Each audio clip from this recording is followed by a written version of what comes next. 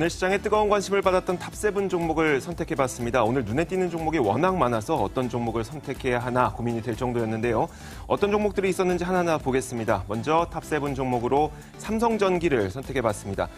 최근 MLCC에 대한 이야기가 참 많이 나오고 있죠. 삼성전기도 MLCC 덕분에 참 좋은 실적을 낼 것이라는 기대감이 나오고 있습니다. 그러다 보니까 삼성전기가 신고가를 경신하고 있는데 오늘 시장에서 3% 넘게 오르고 있습니다. 11만 9,500원까지 올랐습니다. 자, 이어서 동양철관인데요. 러시아산 액화천연가스를 국내로 들여오기 위해서는 파이프를 땅에다 깔아야 되겠죠. 근데 동양철관은 이 가스를 수송하는 강관을 생산하는 업체다 보니까 이런 기대감이 겹쳐지면서 오늘 주가가 오르고 있는 것으로 분석이 되고 있습니다. 4% 정도 상승하고 있습니다. 자, 탑5 종목으로 남북 경협주를 선택해봤는데 미국과 북한의 정상회담을 통해서 좋은 성과가 나올 것이라는 기대감이 현재 작용을 하고 있죠. 그러면서 대표적인 남북 경협주인 재룡전기, 좋은 사람들 이런 종목들이 크게 오르고 있습니다. 특히 재룡전기는 오늘 장 초반보다 훨씬 상승 탄력을 키우면서 현재는 17%까지 오르고 있습니다. 자, 이어서 한미약품인데요. 혁신신약으로 기대를 모았던 올리타의 개발을 중단한다는 소식 때문에 오늘 장 초반에 한미약품이 크게 밀렸었습니다. 지금 보시는 것처럼 장중에 계속해서 낙폭을 줄여왔거든요. 0.18% 약보합까지 크게 올라왔습니다. 도대체 이게 왜 이런 건지 심지어 외국인과 기관까지도 매수로 돌아섰거든요. 이게 어떤 일이 벌어지고 있는 건지 잠시 후에 들어보도록 하겠습니다. 자, 탑3 종목 내추럴 엔도텍입니다. 오버나잇 마이크로 패치가 미국 화장품 시장에 진출한다는 소식이 상승하고 있는데 이 오버나잇 마이크로 패치가 뭔지 검색을 해보니까 피부로 약물이 침투가 되도록 도와주는 패치제라고 합니다. 이게 화장품인데요. 이 최근 3년간 적자폭을 상당히 줄이고 있습니다. 이게 또 도움이 될 것이라는 기대감이 나오고 있습니다. 그러면서 오늘 8% 정도 반등하고 있습니다. 원익 QNC인데요. 올해 나노원이라는 기업을 인수한다는 소식에 상승하고 있어요. 삼성전자가 올해 이 D램 시설 투자를 크게 늘리면서 이 나노원이 공급하는 여러 반도체 장비가 필요하게 될 것이고 그러면 이 나노원을 인수한 원익 QNC도 실적에 도움이 될 것이다. 이런 논리입니다. 오늘 시장에서 6% 넘게 오르고 있습니다. 자, 마지막으로 탑1 종목 은행주를 꼽아봤는데 은행주는 요즘에 여러 가지 호재와 악재 사이에 그 기로에 서 있습니다. 금리 인상기다 보니까 일단 실적에 대한 기대감이 높아지고 있는 건 사실이지만 정부에서 자꾸 대출해주지 말라, 대출 까다롭게 해라, 그리고 규제를 여러 개를 내놓다 보니까 돈 벌기가 쉽지 않은 상황이거든요. 그런 가운데 오늘 중국에서 항공기 금융시장에 우리은행이 진출한다 이런 소식으로 또 상승하고 있어요. 자, 은행주는 또 어떻게 바라봐야 되는지 지금 바로 알아보도록 하겠습니다. 자, 오늘 이분과 함께 이야기 나눠보겠습니다. AR인베스트 오연진 팀장 나와 있습니다. 어서 오세요. 네, 안녕하세요. 네. 자, 요즘 미세먼지 때문에 목이 참 안 좋아요. 오연진 팀장도 조심하시고. 네, 알겠습니다. 자, 먼저 첫 번째 종목 한번 보겠습니다. 바로 은행주인데요. 제가 말씀드렸던 것처럼 호재와 악재 사이에 이 방향을 제대로 잡지 못하고 있거든요. 지금 은행주 어떤 상태입니까?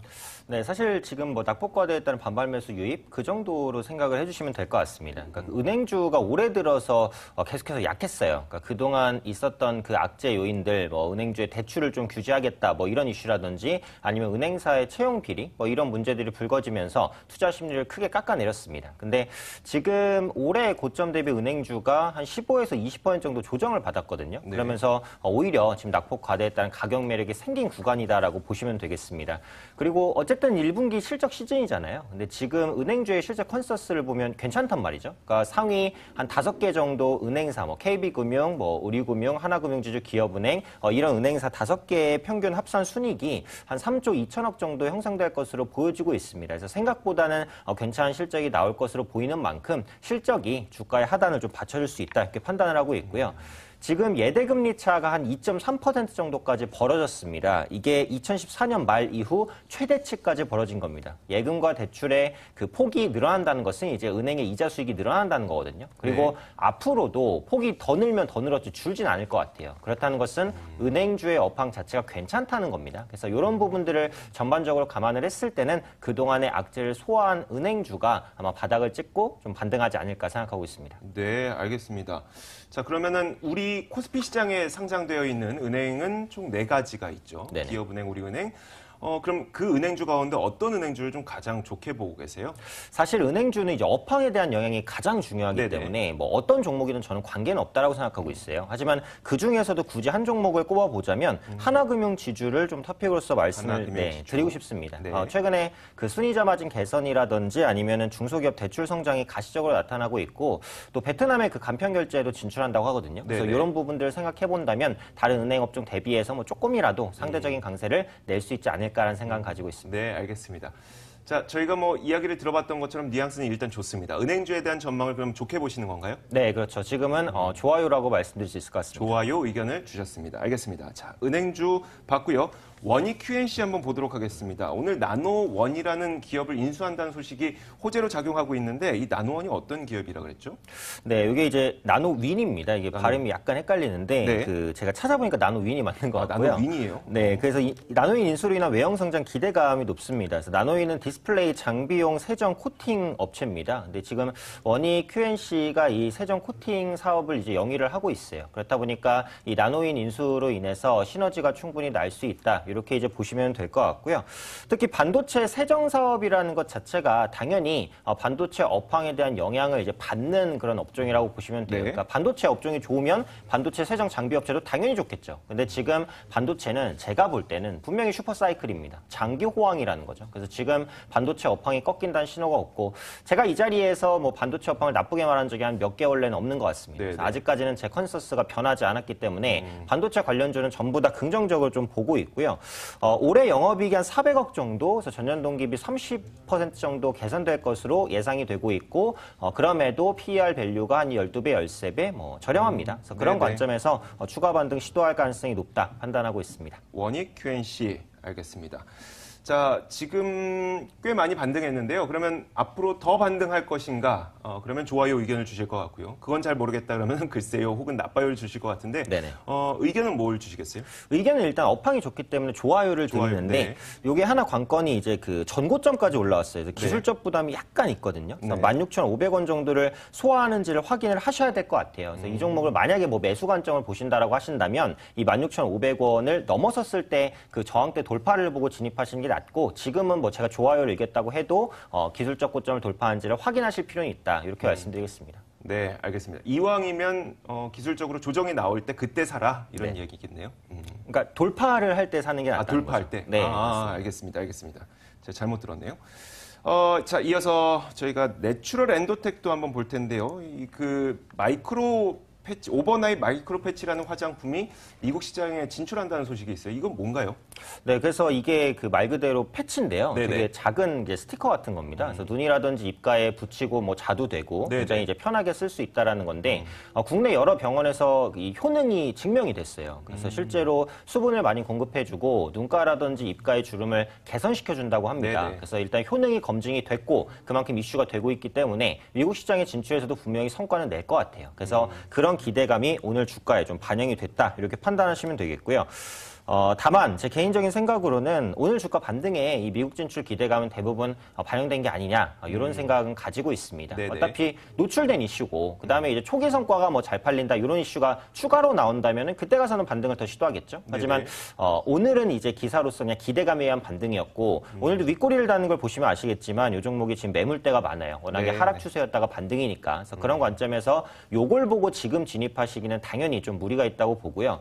이 내추럴엔도텍이 사실 그 2015년에 굉장한 어려움을 겪었던 그렇죠. 회사죠. 네. 가짜 이어 백수. 무피소 사태가 있었죠. 네, 맞습니다. 그래서 뭐 지금은 누명을 벗었는데 네네. 어쨌든 소비자의 그런 무너진 신뢰를 회복하기는 좀 어려워요. 요즘에 백수호 매출이 회복되고 있는 건 사실입니다만 네. 예전에 팔렸던 전성기 대비해서는 아직 반의 반도 못 따라오고 있어요. 그래서 지금 상황에서는 백수호 매출 회복을 조금 더 지켜봐야 되는 구간이 아닌가 이 정도 생각은 가지고 있습니다. 그렇다면 투자 의견은 무엇일까요? 일단 오늘 반등은 좋긴 하나 그 기대감은 많이 반영됐다고 생각하시는 것 같으니 네네. 뭐 글쎄요나 나빠요 가운데 하나 나올 것 같은데요. 네, 그래서 제가 투자 의견은 좀 글쎄요로 네. 말씀을 드려야 될 것 같습니다. 이게 기술적으로 봤을 때도 역배열이기 때문에 한 번에 뚫어내지는 못하거든요. 분명히 주가가 반등해도 눌렸다가 다시 갈 가능성이 네네. 높으니까 지금은 좀 보수적으로 보셔야 될 것 같습니다. 알겠습니다. 자, 한미약품도 보겠습니다. 이거 굉장히 궁금했었는데 오늘 아침에 그 개발을 중단한다는 소식 때문에 장 초반 크게 밀려났었지만 장중에 이게 또 회복이 되더라고요. 어떤 일이 있었던 건가요?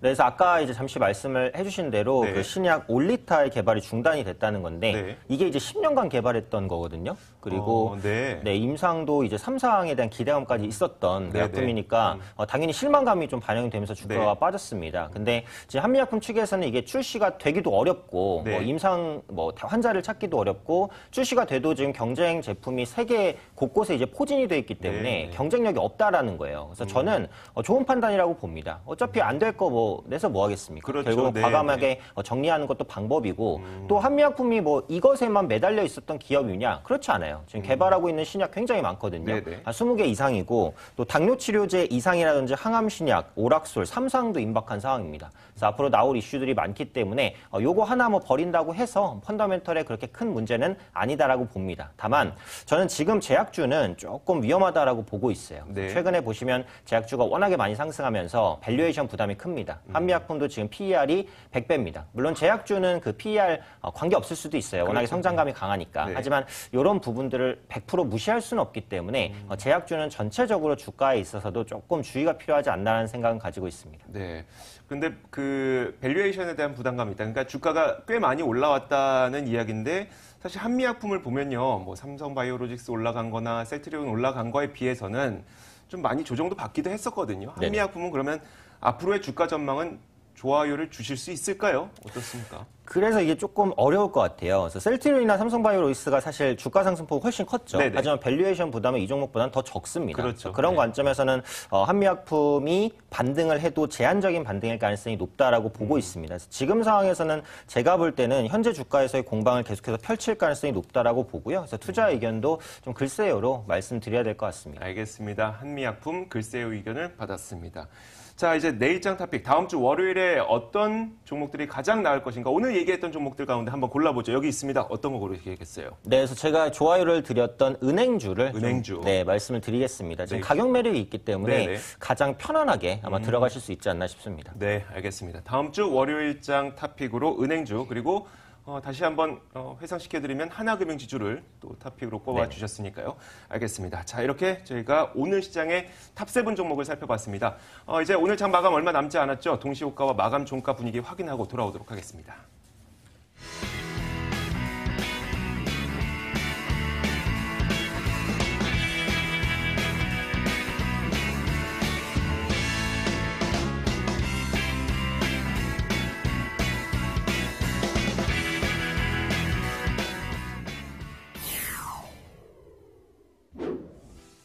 국내 증시가 각종 대외 변수세 속에서도 상승폭을 이겨냈습니다. 상승폭을 넓혔다 좁혔다는 가운데서도 오름세는 유지했는데요. 코스피는 0.5% 상승한 2,454에 종가를 형성할 것으로 보입니다. 대형 IT주가 시장의 버팀목이 되는 가운데 실적 좋은 종목 개별 장세가 펼쳐졌다는 분석이었습니다. 코스닥 같은 경우에 1.14%, 1% 넘는 오름세가 연출이 되면서 890선을 지켜낼 수 있을지가 관건이 될 것 같습니다. 시가총액 상위 종목 살펴보시면 이 삼성전자 같은 경우에 1.71% 오름세지만요. 셀트리온은 2.85% 다소 낙폭을 키우면서 마감할 것으로 전망이 되고 있습니다.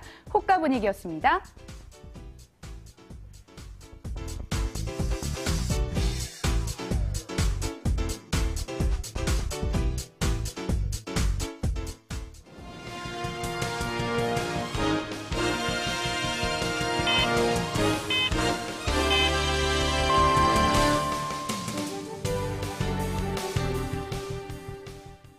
네, 이번 한 주가 또 마감이 됐습니다. 중동발 리스크에 단기적으로 시장이 악재로 받아가는 모습이었습니다만 정차적으로 정치권 영향권에서 벗어나는 모습을 보였습니다. 주말을 앞둔 금요일 코스피는 3거래일 만에 반등에 성공을 하며 0.52% 상승한 2,455의 종가를 형성했고요. 코스닥 같은 경우는 하루 만에 반등을 하면서 1.18% 오른 891선의 종가를 형성했습니다. 자, 시장에서는 외국인이 현선물 시장 모두에서 사자를 외치기도 했습니다. 유가지 투자증권 시장에서는 318억 원의 순매수 우위가 집계가 됐습니다. 개인의 수급 변동성 상당했고요. 오전부터 매도하던 기관은 끝내 매도 우위로 집계가 됐습니다. 248억 원 순매도, 그로 인해 3거래일 연속 매도를 이어갔습니다. 코스닥 마찬가지로 외국인의 순매수 우위가 집계가 됩니다. 847억 원 순매수 우위.